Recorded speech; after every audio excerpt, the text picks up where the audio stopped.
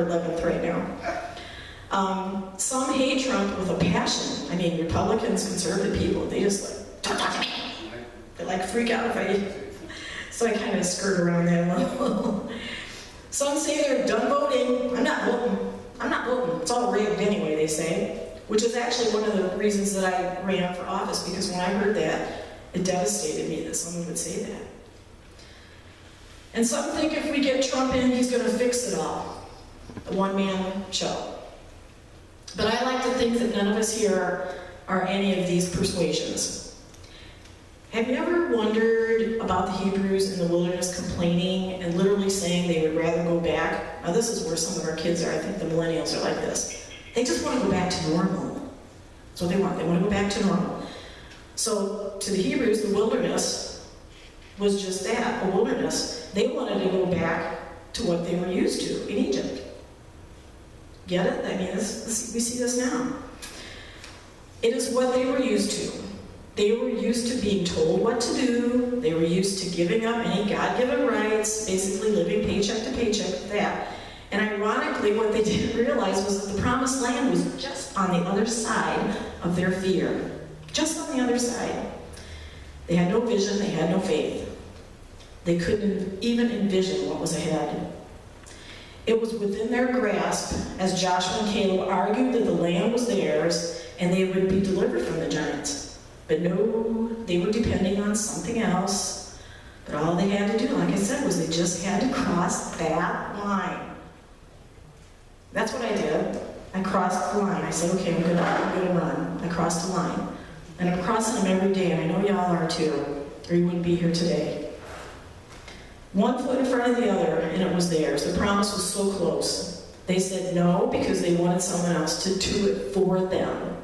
You know, like fast food, push a button, there it is. It's all done. You don't have to worry about it. It's what our millennials, unfortunately, have lived with. They said no because they wanted someone else to do it for them, because they were afraid, or they were tired, or they were weak, or they were hungry, or they were indoctrinated, or whatever else reason they could give. Giants. And so they wondered until the next generation would seize that promise. Well, here we are. Here we are. Our moment is here, and each one of us can take this promise back. This land is our land. It's a land of promise. It's always been a land of promise. It's been a land of promise since 1776. It's been a land of promise since the Pilgrims landed at Plymouth Rock. It's a land of promise. And now is not the time to complain. It's not the time to cry. It's not the time to be comfortable or to be distracted, or even it's not even the time to linger in the prayer closet. I believe in prayer. Truly, I believe in prayer. But we've got to pray on our feet. We got to pray on our feet. We got to pray while we're out marching, on knocking on doors. Pray while contacting our reps and telling them, even those who won't listen. Pray while going to fundraisers. Pray while learning more and more about our processes that make us a free republic. Just pray. Just keep praying. Pray in your car. Pray, pray, pray. Don't stop.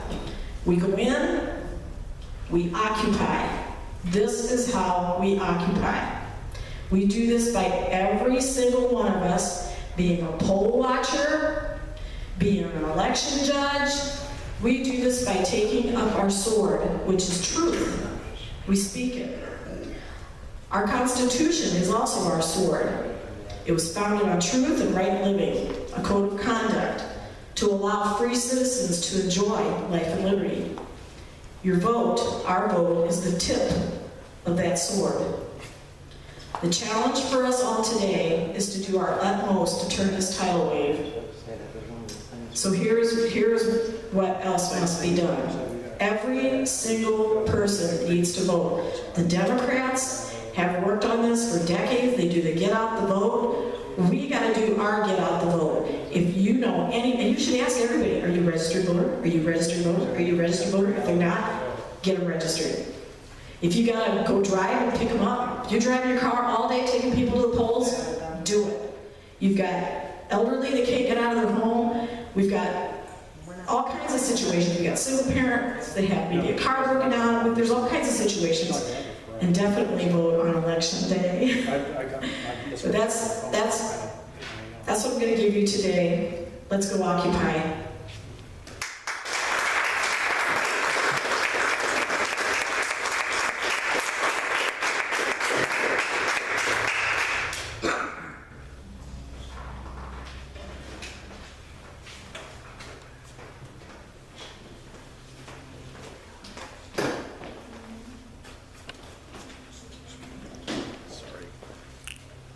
Well, would you be surprised that I might have just a little bit more to say?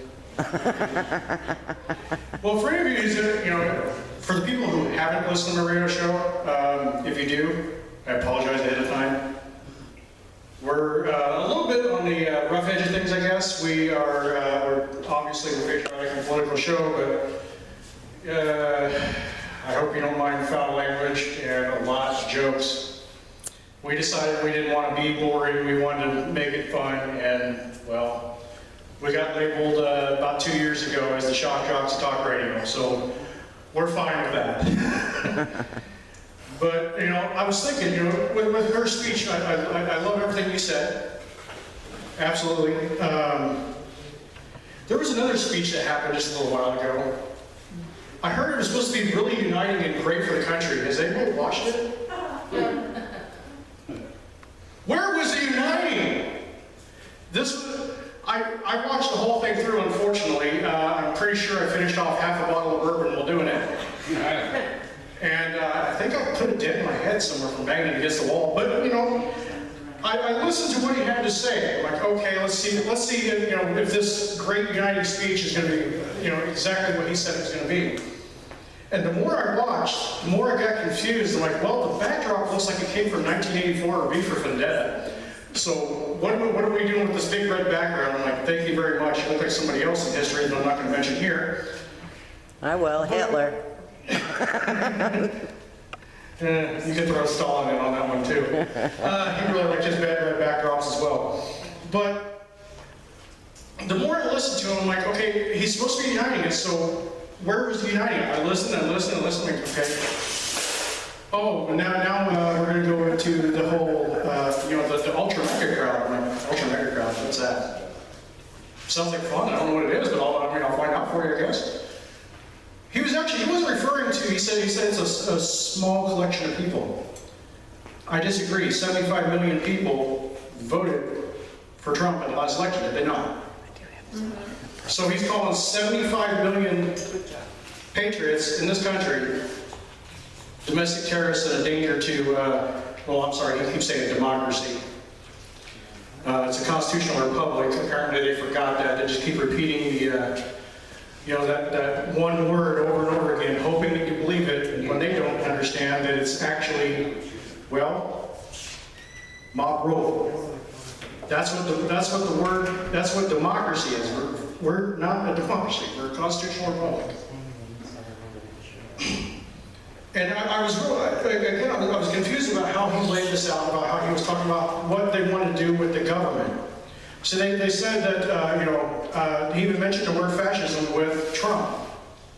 I was kind of confused, and maybe you can help me out. Who just added 87,000 IRS agents? Biden. Okay, I thought so. I mean, call me crazy, but man, it wasn't Trump. No. And I remember a few years ago, there was this other guy. He liked to put czars on everything. I mean, apparently he didn't know what that word actually meant in history either, but he kept putting czars and everything, kept building the government. Why is it every time that they say that we're the ones being fascist and building this totalitarian government, that they're the ones that expand it by thousands?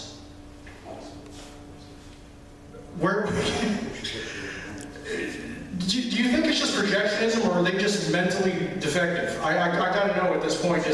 I know that man is probably not right, and I kind of feel bad for that. I'm fairly certain that he has dementia.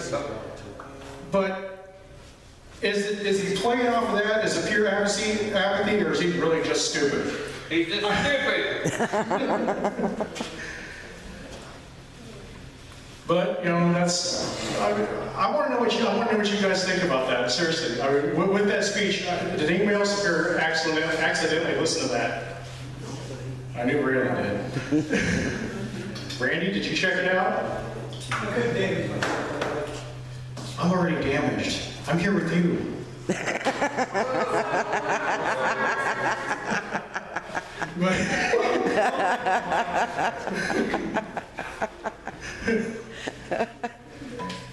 But you know, you're hard pressed to find anybody who actually did listen to that speech and listen to it in its entirety.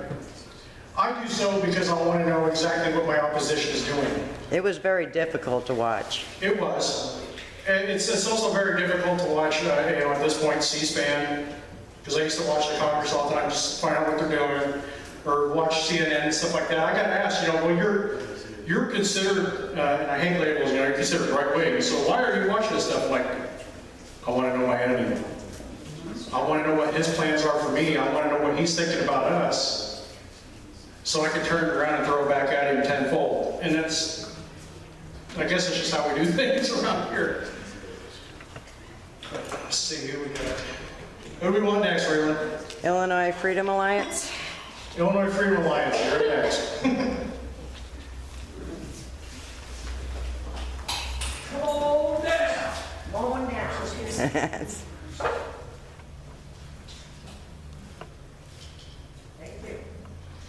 Hello, everybody. My name is Annie Parcher, and I am the chairwoman for the Illinois Freedom Alliance and one of the founding members.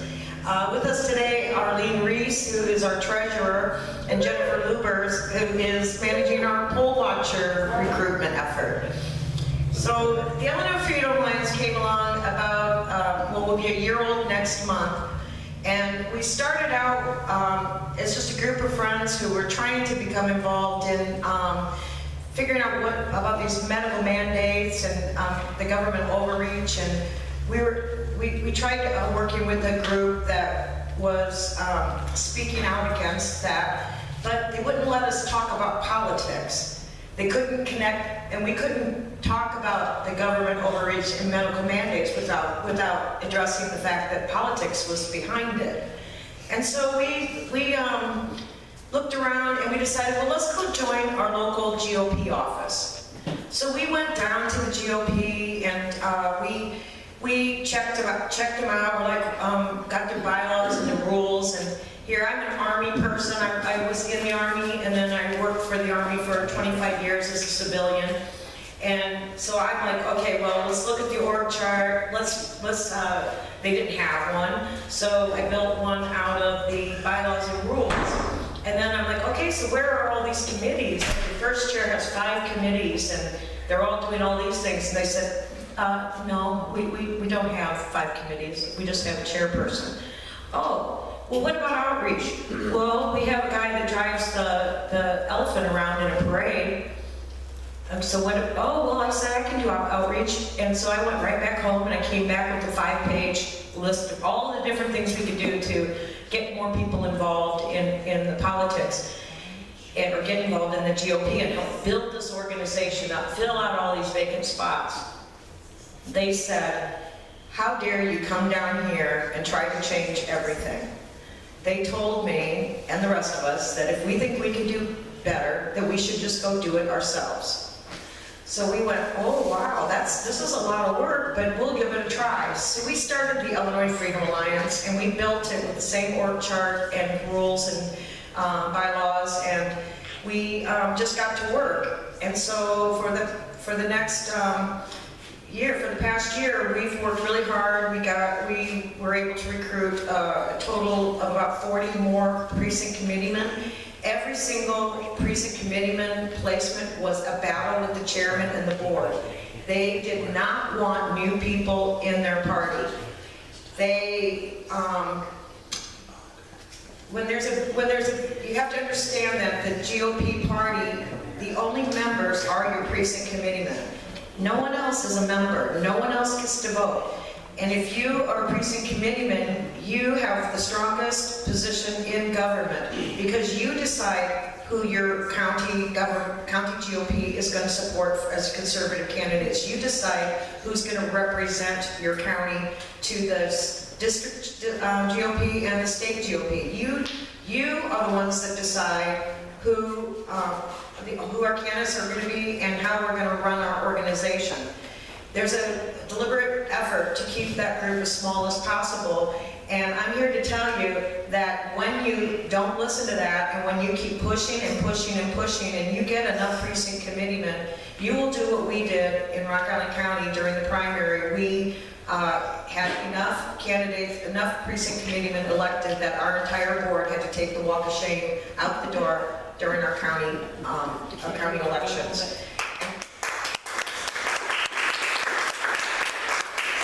So now we have a whole new board down at the GOP, and the Illinois Freedom Alliance, this is Rock Island County, by the way, and the Illinois Freedom Alliance, we decided that our board was not going to we weren't going to run as candidates for the GOP. We were going to keep doing what we were doing, because what we had learned by networking with the other GOPs in the counties around the state was that no one was really kind of grabbing everybody and pulling them together and having people work together. And there were a lot of grassroots groups that had done the same thing as the Illinois Freedom Alliance. They had to get the work done, to get the candidates the exposure, to plan events to bring the candidates forward. They all had to, the grassroots groups had to do it because the GOP was not doing it. And so many counties in Illinois during the primary did elect an entire new board full of patriots. Well, that left a kind of a gap for us, though, because the Illinois Freedom Alliance, now we sent all of the people that were volunteering for us, we sent them down to the GOP office. We said, you are trained, we've had classes on bylaws and rules, we've had classes on Robert's Rules of Order. You go down there now and you do it, we trust you. And actually, I'm an elected PC, and so most of our people, we are all elected PCs at the Illinois Freedom Alliance, for the most part. I think pretty all. So there's been one of the things that's bothered me for the whole year, with the thing that was missing the most with all the grassroots groups was a database. I said database so many times that people would literally roll their eyes when I said database in our office. Well, we need a database, we need a database. But you have to understand that for all those years in the Army, working as a civilian, I used to do analysis of the different software packages that we were trying to find things to do things like to automate the travel card program, you know, the little credit card government employees get. I helped with the Bank of America, and we developed a system so that we could keep track of how people use their credit cards. Then there was a travel program to get people where they needed to be, when they needed to be, automate all the travel orders. I was a big part of helping develop that. There was a civilian human resource training system that we took 4 different systems and we put them all together into one that could be used by all the different branches of the service. And so there's this called Chartis. Everybody uses it today. So in about like 3 weeks before the primary, we get a call from some people that had developed some software called the State Election Integrity Reporting System. They had used it in North Carolina, and it's a pretty good system. But I saw some flaws in it. I saw some things I wasn't sure about. But the programmer said, "I'll work with you on this if you want to roll it out in Illinois." So he and I worked together, and I think we did 45 system change requests to make it so that it was very user-friendly and very easy for just anybody with any computer skills to use. And we were able to roll that out for the primary. We used it in 15 counties. And what it does is it allows a poll watcher to, when they are out there in the polling place, they can enter an incident report into their phone right then and there. If they see something that's not right, they can actually look up, there's a resource tool on there so you can actually look up the law that describes what the violation is, and they can have the fresh memory, and then they open up their incident report. It automatically fills in with all of their information, including the location they're at, and then they can talk right into their phone, and they can say, "Oh my gosh, the election judge is wearing a swimming suit." Whatever they see, right? They can put that in there. Well, then the county war room, they see all the incident reports coming in from across the county. So the war room can triage them. So if, like in Rock Island County, we would see like five, all of a sudden 5 incident reports pop up from 5 different polling places.